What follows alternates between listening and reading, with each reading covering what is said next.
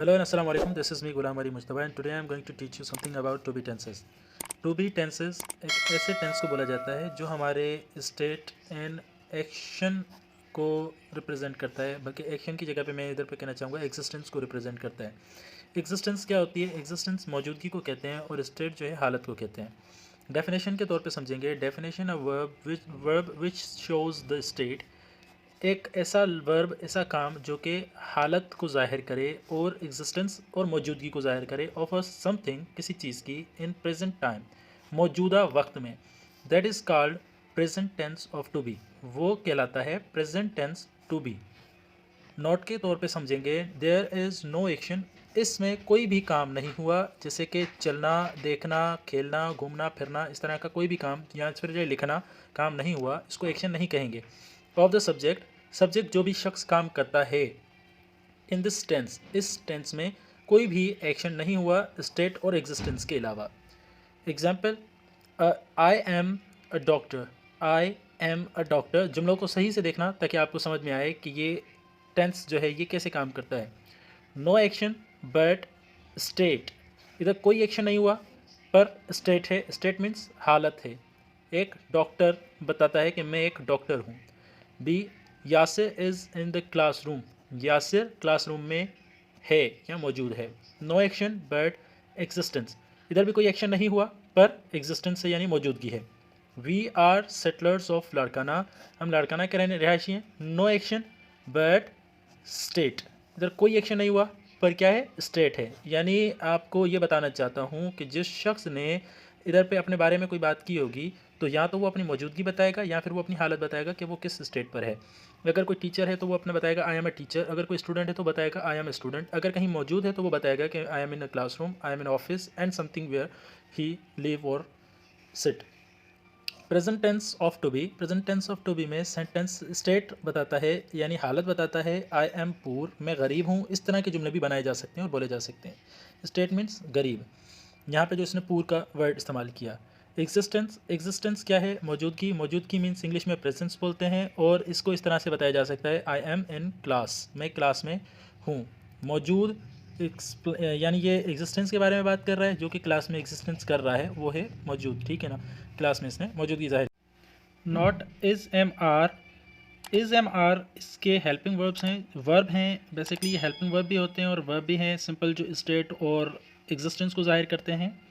Are to be, is am are to be verb कहलाते हैं। Verbs to this tense, इस टेंस के। फॉर यूज़, इस्तेमाल के हवाले से, इस्तेमाल के लिए। See the conjunctions, the to be verb are is use with, are use with कहना है, are use with you. Are इस्तेमाल होता है यू के साथ और यू जो है वो सिंगुलर भी होता है और प्लूरल भी होता है। सिंगुलर आप कहने के लिए और यू आप सब कहने के लिए। In this both, in the both singular and plural cases, you दोनों तरह से इस्तेमाल होता है और आर मोस्टली प्लूरल के लिए इस्तेमाल होता है। प्लूरल के साथ ही इस्तेमाल किया जाता है, अदरवाइज नहीं किया जाता। Example, you are a student, आप एक शागिर्द हैं। क्योंकि यू मैंने बताया आपको आर के साथ यूज़ होता है और प्लूरल के साथ यूज़ होता है। आर जो है आर प्लूरल के साथ यूज़ होता है, लेकिन यहाँ पर यू एक ऐसा लफ्ज़ है, यू वी दे ऐसे लफ्ज़ हैं जिनके साथ इस्तेमाल आर होगा as a verb.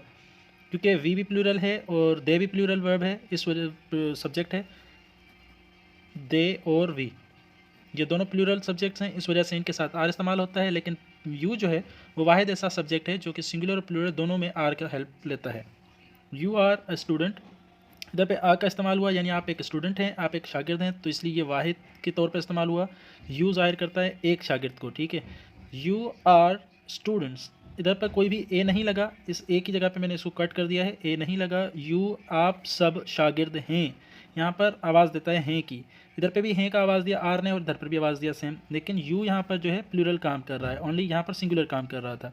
You are students plural है, जमा हो गया ये। Not for empathetic sentence really is used after the to be verb in Urdu. It is shown as, Urdu में इसको कैसे कहेंगे? रियली को उर्दू में सच में, वाक़े और ज़रूरी के लिए इस्तेमाल किया जाता है और मोस्टली तो के लिए भी इस्तेमाल करते हैं। लेकिन ज़रूरी, वाक़े और सच ये तीन ऐसे लफ्ज़ हैं जिनके साथ रियली को इस्तेमाल किया जाता है। उर्दू में इस तरह से बोलेंगे लेकिन इंग्लिश में रियली ही बोलेंगे। After the to be verb, अब टू बी वर्ब के बाद, यानी ये टू बी वर्ब है, ठीक है, इसके बाद में रियली यूज़ होगा। ये भी टू बी वर्ब, ये भी टू बी वर्ब, जो मैंने पीछे आपको दिखाए इस जगह पर कि जो भी ये वर्ब हैं इन्हीं के साथ। अच्छा, ये वर्ब सिर्फ प्रेजेंट में बताने के लिए, पास्ट में वाज वर होगा इसी टू बी में, और फ्यूचर में जो है वो विल बी होगा। ये दो पास्ट के हो गए और ये दोनों फ्यूचर के हो गए। और जो मैंने अभी आपको इज़ एम आर बताया, ये वाले जो हैं ये सिर्फ आपको प्रेजेंट में बताने के लिए काम आएंगे। ये चीज़ें अभी हम प्रेजेंट में बात कर रहे हैं, इसलिए हम प्रेजेंट की बात करेंगे। अगर आप फ्यूचर में चले जाएं और फ्यूचर की बात करेंगे तो आपको वर्ब जो है वो विल बी की नीड पड़ेगी बात करने के लिए, वो बताने के लिए कि मैं फ्यूचर में ये होऊंगा या वो होऊंगा या उधर होऊंगा, वो काम कर रहा होऊंगा। इसी तरह अगर पास्ट की बात बतानी है कि पास्ट में आप डॉक्टर थे, टीचर थे, स्टूडेंट थे, जो भी थे, आपको बताने के लिए वाज और वर की ज़रूरत पड़ेगी। इसी तरह से अगर हम प्रेजेंट में बात करते हैं तो प्रेजेंट में बताना है वी आर रियली मुस्लिम, हम वाकई मुसलमान हैं, हम सच में मुसलमान हैं। आई एम रियली बिज़ी, मैं वाकई में बिज़ी हूँ यानी मसरूफ़ हूँ।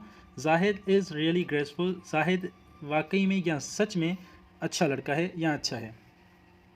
अगर यही चीज़ें आपको पास्ट में बतानी है तो इन्हीं जुमलों को आप पास्ट में बताने के लिए यूज़ कर सकते हैं। जाहिद वाज, क्योंकि नाम के साथ वाज का इस्तेमाल होता है और जिधर आर का इस्तेमाल हुआ है उस जगह पर वर का इस्तेमाल होगा। विल बी तमाम सब्जेक्ट के साथ लग सकता है, कोई भी आर और वर की तरह चेंज नहीं होगा, विल बी सब सब्जेक्ट के साथ मोस्ट सेम लगेगा। जाहिद वाज रियली ग्रेसफुल लिख सकते हैं, कोई सेंटेंस में चेंज नहीं आएगा, सिर्फ इस वर्ब का चेंज आएगा। तो यही वर्ब का चेंज आपको फ्यूचर में भी ले जा सकता है और यही वर्ब का जो है चेंज आपको पास्ट में भी ले जा सकता है और प्रेजेंट में भी ज़ाहिर कर सकता है। ये कमाल होता है इंग्लिश का।